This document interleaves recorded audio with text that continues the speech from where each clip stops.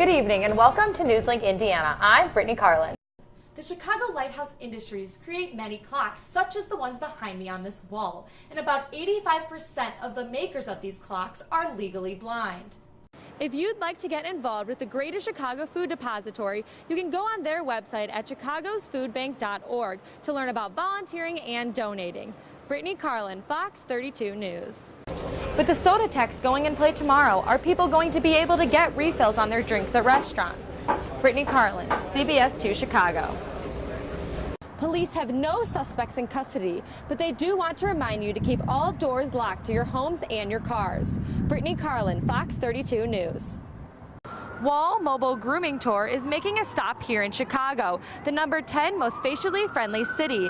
This isn't the first big change members have had to accept. Over the past few years, Boy Scouts have overcome many social issues and will continue through the next 2 years. Although many dogs and cats from the Houston area have been adopted, some are still looking for a home. In Muncie, Brittany Karlin, NewsLink Indiana. Instead of kids just having to travel across this parking lot, they now have to travel across town.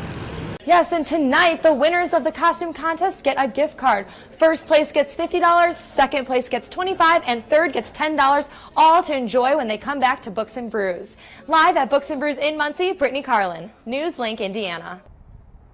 There are no official start or end dates for this project, but they will start this spring and should end sometime in the fall. Live in Muncie, Brittany Karlin, NewsLink Indiana. The Muncie Fieldhouse is home to Muncie Central Sports, but now they have to find a new home until the repairs are done.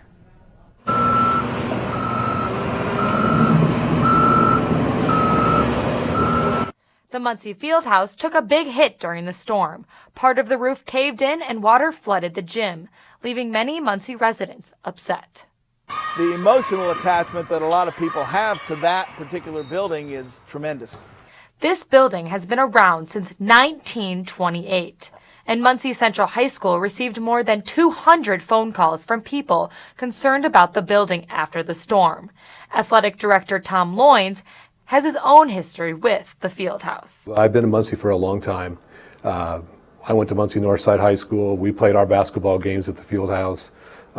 And so it's kind of an intimate thing to me because I have a history there myself. Because of this damage, all events held at the Fieldhouse have to be moved. The big thing, I mean, aside from the fact that it's a historical building and that we really want to get it back up and running as soon as possible, is just the logistics of moving everything out of there. Instead of kids just having to travel across this parking lot, they now have to travel across town. Once you made the schedule, transportation became a problem. And the transportation, we have 13 freshmen, and getting them across town is not an easy task. This is the first week that practices have been held at Southside Middle School, and Muncie Central varsity girls basketball coach Ron Howell feels that the community is doing all it can to help. Everyone's on the same team. We're all pulling in the same direction, and if people think that there's problems in Muncie, and there are some issues, there's no question about that, but I'm going to tell you what, teamwork is not an issue when it comes to something like this. The boys' basketball scrimmage will be held at Southside Middle School. The first game will also be at Southside due to all the damage. Just last week, the Muncie Animal Shelter welcomed some furry friends.